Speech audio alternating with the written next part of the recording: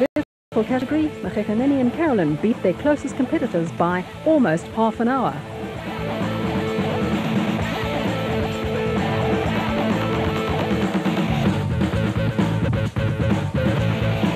Round 4 of the ABSA Off-Road Championship, the Sun City 400, took place around the Pilansberg Resort. Despite the early morning chill, there was a fair crowd on hand at the start to see the cars flagged away in the order in which they finished the prologue. Ahead of crews lay around 400 kilometers of hard slog over a demanding route that would inevitably take its toll. Hannes Grobler and Francois Jordan in the proudly South African Nissan Hardbody got away ahead of 3 special vehicle entries, and a combination of early morning sun and dust was already proving to be a problem for fourth on the road, Jean Moore and Jason Brewer in the Century Property Development spat. Alfie Cox and Ralph Pitchford were the 5th car to be flagged away, and it did not take them long to hurtle past Jean Moore and Jason Brewer, who made an early stop to try and let the dust settle down. With no dust to hamper them at the front of the field, Grobler and Jordan set a cracking pace and were pulling away from the horde of Class A special vehicles behind them. Grobler is to retire at the end of the year after an incredible career that has seen him win South African off-road, rally and track racing titles. And he was pushing hard to take advantage of the clear road ahead of him. Gary Berthold and Siegfried Rousseau were leading the special vehicle attack in the Advansoft iBurst bat. At this stage, they were more interested in staying ahead of those doing the chasing than they were in making any sort of effort to catch the flying Grobler and Jordan, who were disappearing into the distance. Third on the road and second in Class A at this early stage were Gerard du Plessis and Ferdi Seegers in the Jimco. The pair were having their first outing of the season and going along steadily. As well as they were going, there were problems looming for du Plessis and Seegers, with the Jimco rapidly being hauled in by Alfie Cox and Ralph Pitchford in the second Nissan Hardbody. Cox, a South African motorsport legend via his exploits in off-road motorcycle racing, also has an incredible record on the ultra-tough Paris-Dakar rally and is busy carving another niche for himself on 4 wheels with his win on the Toyota 1000 Desert Race, another milestone in a remarkable career. Behind Cox and Pitchford, the Century Property Development's bat in the hands of Jean Moore and Jason Brewer was coming under attack from John Ware-Smith and Jeff Minnett in the Super Team Jimco. Not far behind them were Nissan Sugarbelt 400 winners Terence Marsh and Michael Whitehouse in the Nashua Mobile bat.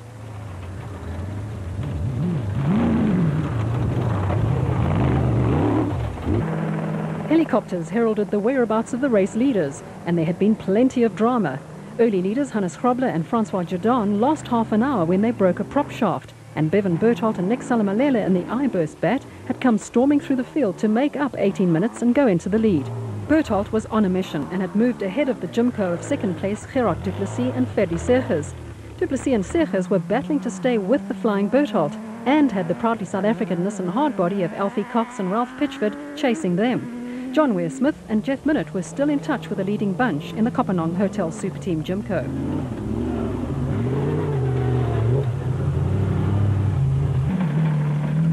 Ware-Smith and Minnett had moved ahead of early special vehicle leaders Gary Berthold and Siegfried Rousseau, who had lost around 5 minutes via a puncture. The route was starting to bare its teeth, and it was tough going in sections with Berthold and Rousseau starting to come under pressure from veteran Rob Walk and son Gareth in the Superpave Chenoweth. A contest was developing between the flyers and the stayers, with Terence Marsh and Michael Whitehouse in the Nashua Mobile bat ominously placed to take advantage of mistakes or misfortune for crews ahead of them.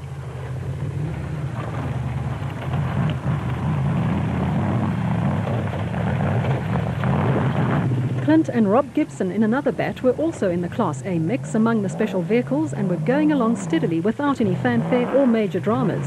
Behind them, Shamir Variawa and VZ Van Zyl were by no means out of the picture in the total porter, and the battle among the special vehicles was shaping up to provide more drama in the latter stages of the race.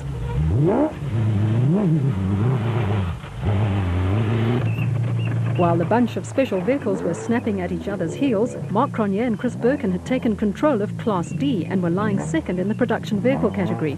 The pair were having a clean run and had settled into a good rhythm. Behind the Castrol Toyota Hilux 2.7i, arch rivals Manfred Schroeder and Alec Harris in the Ford Ranger were going strong and appeared to have put their prologue problems behind them.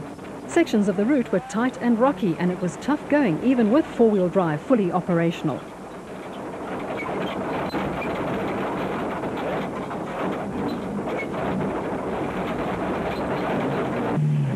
Veterans Richard Schilling and Chris Davies were having a good run in their Plastic Ace-Co and were leading Class S. The experienced pair were taking no chances and maintaining a steady pace. Arnold du Plessis and Johan Knox were giving their best performance to date in the BB Auto Nissan Hardbody and were lying second in Class D after making up 2 places since the start. Jean Moore and Jason Brewer, who had started 4th on the road and 3rd among the special vehicles, found themselves back in 12th after losing 20 minutes with 2 punctures. John Thompson and Clint McNamara were leading Class B in the Zarco Light. Close behind them, reigning Class B champions Marcus Taylor and Mark de Chalane in the JRE.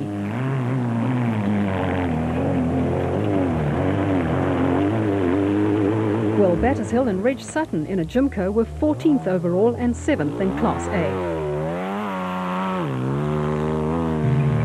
Top Car magazine managing editor Dion Skumman and Jan Syme were having their best outing of the year in the Autopage DuPont Top Car Nissan Hardbody and were lying 19th overall and 5th in Class D. Hot on their heels and heading for 3rd place in Class B at the end of the first lap was the Motorite bat of Hutchison and Ormerod. Chris Visser and Jaapie Badenhorst led Class E in the Tyco Trucks Toyota Hilux 2.7i, ahead of reigning champions Hugo and Jaap de Bruin in their Castrol Toyota Hilux.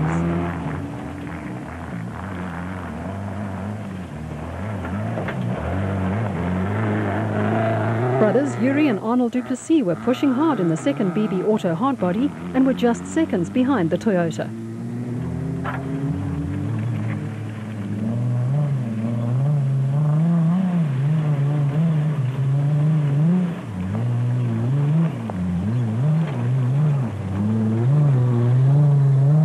Battling the dust and the hard, rocky tracks was the Advansoft iBurst bat of Bevan Bertholdt and Nick Salamalela, who were rapidly climbing up through the field from their lowly 44th starting position. Henry Zamatin and Bodo Zwegler were maintaining their customary steady pace in the Mastercraft Ryobi Mitsubishi Pajero. Bez and Etienne Bezeiknout were lying 5th in Class B in the Adenco Sandmaster. Trouble for the champions. Krobler and Jordan couldn't get their Nissan out of this deep donga without four-wheel drive. The Nissan stalled and the starter motor failed. While other competitors passed the stranded pair, they set making repairs. You have to be a technician as well as a driver to complete an off-road race.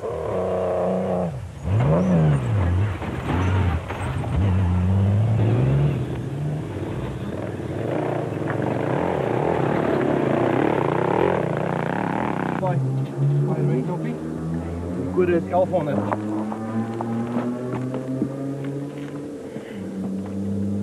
The Kopanong Hotel Super Team Jimco had taken the lead in the second lap and gets a little outside direction as it hustles its way to the finish.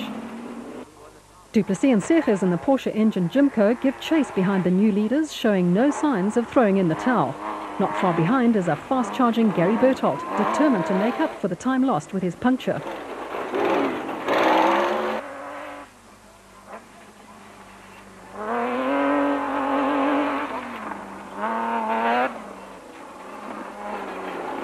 Oops, a slight misjudgment and a few more seconds are lost to the front runners.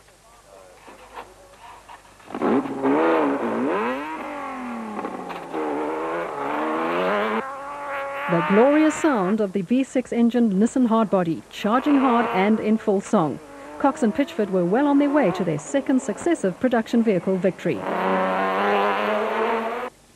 Leader on the road, Ware Smith, works hard at the wheel, and the Kopanong Hotel Super Team Jimco sounds healthy as he and Minute look good for their first win of the season. But trouble loomed ahead. Du Plessis and Segers weren't holding back and were waiting for the slightest mistake from the leaders. Cox was reveling in the power of the modified hardbody, and his enthusiasm showed as he gave it full rein.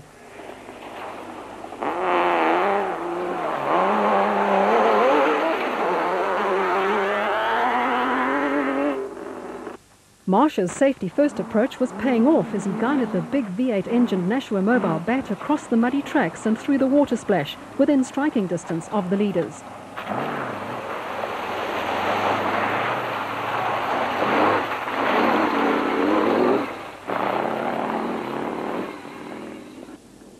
Ware Smith smelt victory and was not holding back, the Jimco stretching its legs as it got full rein. A full-blooded jump thrilled the spectators.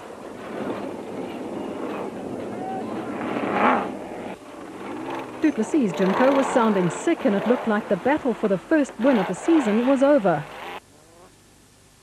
Traffic jam in the veld. Cox makes quick work of lapping a backmarker as Thierry Eck gives way in his single-seater raceco.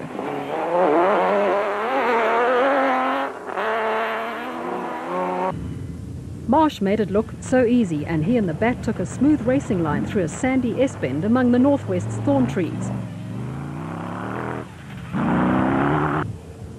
Not far behind was the Bat of Moore and Brewer, putting in a great performance as first-time teammates, with Moore impressing in his unaccustomed role of driver, and the Jimco of Battershill and Sutton having a steady run in their first season together in the ex-Nashua Racing Jimco.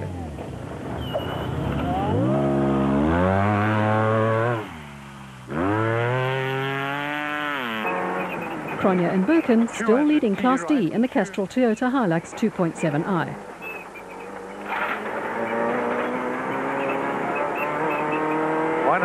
T right 2. Here's the T right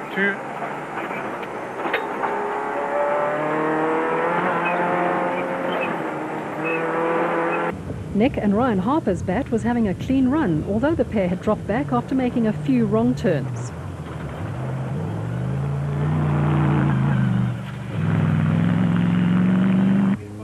In the process of delivering the drive of the day, Hutchison, having started 30th overall and 7th in Class B, was now 11th overall and 2nd in Class B, despite having the power steering pump fail on the Motorite Bat. Hutchison was battling with the physical effort of steering without power assistance. Special vehicles have no windscreens, which makes splashing through mud puddles a messy business. The Walk father and son team demonstrate in their Superpaid Chenoweth.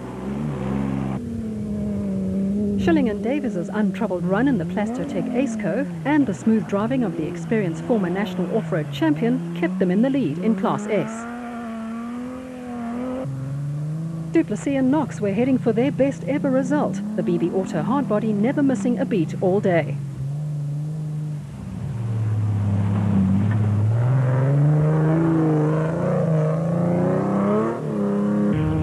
Class B champions Taylor and Deschelaine in their JRE were being closed down by the Bat of Hutchison and Ormerod as the race entered its final stages.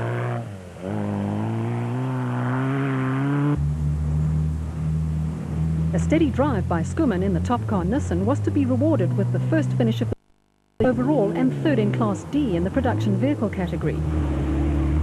Archie Rutherford and Vincent Horn took a cautious line through the deep water on their way to a well-earned 2nd place in Class S and 10th overall in the special vehicle category.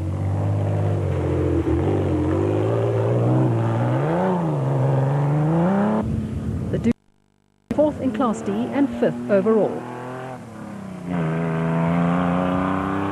Despite suffering from a bad dose of flu, Krobler characteristically never gave up and was driving at full pace right to the end, finishing 6th overall after dropping back to 49th place at the end of lap 1. Cronje and Birkin's fine effort was rewarded with 1st in Class D and 2nd overall in the production vehicle category. First Class E production vehicle across the line was a Toyota Hilux of Chris Visser and Jaapie Badenhorst. Thompson and McNamara were destined to finish 3rd in Class B and 11th overall among the special vehicles. Former Class B champion Giel Nel and Peter Newbury enjoyed their 3rd point scoring race in a row in the Class A Bosel Look ATE Zarco.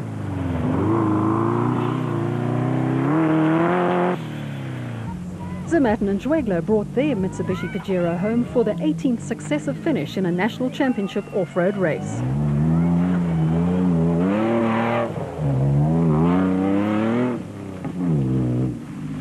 Despite a characteristically aggressive drive from their lowly starting position, Bevan Berthold and Nick Salamalele were to retire on the 3rd lap after getting stuck in a ditch for 30 minutes and then suffering steering belt problems. Surprise overall winners and 1st in the special vehicle category after 400 kilometers and nearly 6 hours of hard driving were Gerard Duplessis and Ferdy Segers in the Jimco. Laaste 2 laps het ons derde rad verloor. Die een rad kort En feit dat hy die kar reggeloop, was nie pap wiele of niks nie. Dit was rof, stof was stof 'n bietjie vasgehou en was baie. So it was Cox and Pitchford taking the honours in the production vehicle category from Cronje and Birken and Duplessis and Knox. Cronje and Birken were first in Class D and Visser and Badenhorst were the worthy victors in Class E. Duplessis and Seegers were somewhat surprised winners of the special vehicle category from Marsh and Whitehouse and the unlucky Wearsmith and Minute. Hutchison and Ormerod took the Class B honours and Schilling and Davies the Class S victory. After 4 rounds of the ABSA Off-Road Championship, Krobler and Jordan still lead the production vehicle category, 16 points clear of their teammates. Gavin Cronje and Robin Houghton are third.